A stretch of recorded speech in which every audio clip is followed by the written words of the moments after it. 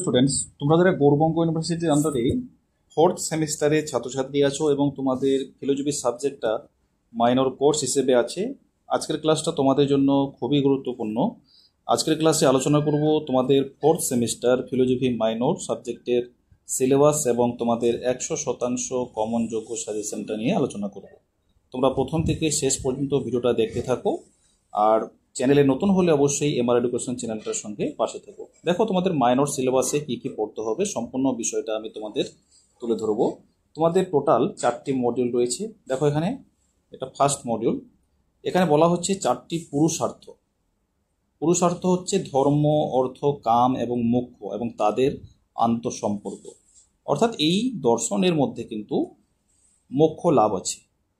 কিভাবে কাম, সকাম বা কর্ম, সকাম মানে হচ্ছে কি কর্ম বা নিষ্কাম, এগুলো বিষয়গুলো কিন্তু এখানে রয়েছে।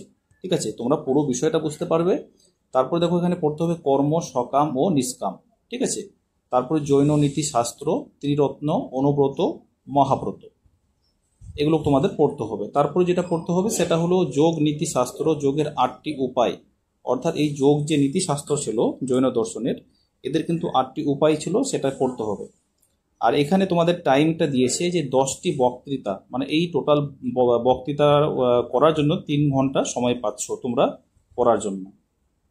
তারপরে 2 নম্বর মডিউলে পড়তে হবে নীতিশাস্ত্র, অর্থাৎ নীতিশাস্ত্রের সংজ্ঞা, প্রকৃতি এবং সুযোগ, এটা পড়তে হবে। তারপর নৈতিক এবং অর্থনৈতিক কর্মকাণ্ড, নৈতিক বিচারের উদ্দেশ্য, তাছাড়া আরও এখানে উদ্দেশ্য রয়েছে।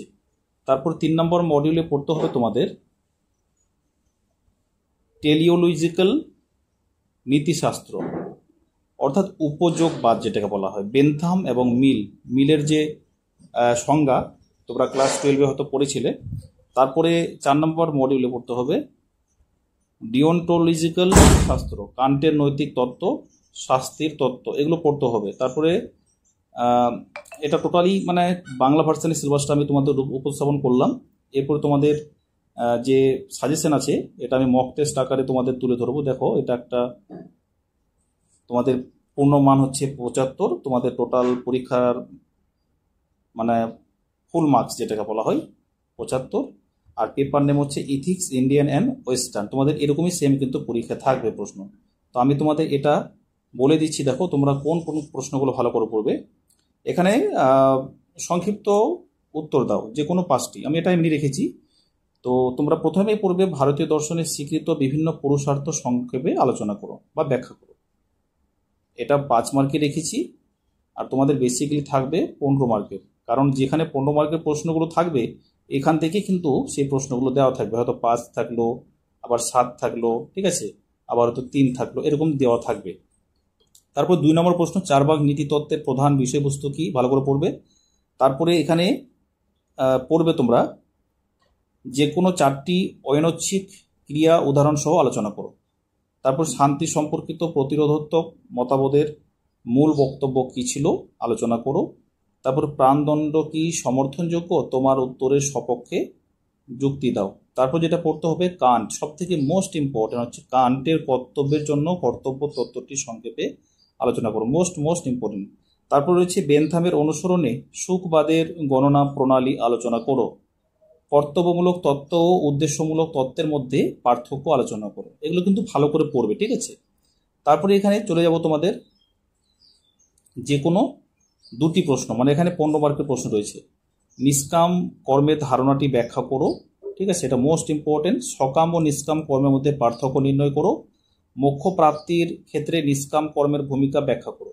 আরেকটা বিষয় সেটা হলো তোমরা যারা স্টাডি মেটেরিয়াল, অর্থাৎ তোমরা যারা এই দর্শনের ফিলোজফির স্টাডি মেটেরিয়াল পারচেস করতে ইচ্ছুক আছো, তাহলে এই যে স্ক্রিনে দেওয়া নম্বরটি দেখতে পাচ্ছ, এই নম্বরে যোগাযোগ করে তোমরা সংগ্রহ করতে পারো বা পারচেস করতে পারো।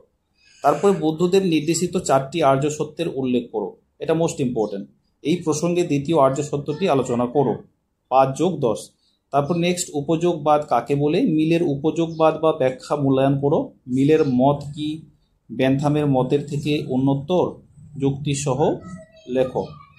তারপরে তোমাদের এখানে পড়তে হবে উদ্দেশ্য কাকে বলে, অভিপ্রায় কাকে বলে, এদের মধ্যে কোনটি নৈতিক বিচারের বিষয়বস্তু ব্যাখ্যা করো, মোস্ট ইম্পর্টেন্ট। তারপর দেখো তোমাদের আরেকটা সেট থেকে আলোচনা করব। এটা তোমাদের পুরো ইউনিভার্সিটি অফ গৌড়বঙ্গের একটা সেট, এটা একটা মডিউল, ঠিক আছে। ভারতীয় দর্শনের স্বীকৃত বিভিন্ন পুরুষার্থ সম্পর্কে আলোচনা করো, 15 মার্কের জন্য পড়বে। তারপরে অথবা দিয়ে প্রশ্নটা এমন আসতে পারে, মানব জীবনে 4টি পুরুষার্থ কি কি, তাদের পারস্পরিক সম্পর্ক ব্যাখ্যা করো। নিষ্কাম কর্মের ধারণাটি ব্যাখ্যা করো। এর সঙ্গে সকাম ও নিষ্কাম কর্মের মধ্যে পার্থক্য নির্ণয় করো। মোক্ষ প্রাপ্তির ক্ষেত্রে নিষ্কাম কর্মের ভূমিকা ব্যাখ্যা করো। মোস্ট ইম্পর্টেন্ট, অর্থাৎ যেগুলো বেশি স্টার মার্ক দেওয়া সেগুলো বেশি ইম্পর্টেন্ট রয়েছে। কান্টের কর্তব্যের জন্য কর্তব্য তত্ত্বটি সংক্ষেপে আলোচনা করো। এই প্রশ্নটা মানে 2বার রিপিট হয়েছে, মানে এটা কিন্তু ভীষণ ইম্পর্টেন্ট। আমি ওই সেটটাতেও আলোচনা করলাম। নিষ্কাম কর্মের স্বরূপ বর্ণনা করো। এই কর্ম কি ফলমুখী কর্ম না কর্তব্যমুখী কর্ম, যুক্তি সহ আলোচনা করো, ভালো করে পড়বে। ধর্ম শব্দের অর্থ কি, সাধারণ ধর্ম কয় প্রকার ও কি কি, বর্ণ ও আশ্রম ধর্মের সংক্ষিপ্ত বিবরণ দাও, এগুলো ভালো করে পড়বে। এর সঙ্গে আলাদা করে যদি আসে, ভারতীয় নীতিশাস্ত্রে মোক্ষকে কেন পরম পুরুষার্থ বলা হয়েছে, সংক্ষিপ্ত বিবরণ দাও। মোস্ট ইম্পর্টেন্ট, মোক্ষ কি, ভারতীয় দর্শনের মোক্ষের স্বরূপ কিভাবে প্রভাবিত হয়েছে আলোচনা করো, মোস্ট ইম্পর্টেন্ট, ঠিক আছে। এগুলো ভালো করে পড়বে। তো তোমাদের এই ছিল গুরুত্বপূর্ণ ক্লাস। আর তাছাড়া তোমরা যারা অনলাইন কোচিং ক্লাসে ভালো করে তোমরা কনসেপচুয়াল তোমরা যারা বুঝতে পারছো না, বা তোমাদের ভালো করে প্রিপারেশন নিয়ে, অর্থাৎ তোমাদের ফিজিওগ্রাফি ভালো রেজাল্ট করার ইচ্ছা আছে, তাহলে তোমরা কিন্তু ক্লাসে জয়েন করতে পারো। সপ্তাহে 2 দিন অনলাইন ক্লাস হয়, এই নম্বরে যোগাযোগ করতে পারবে।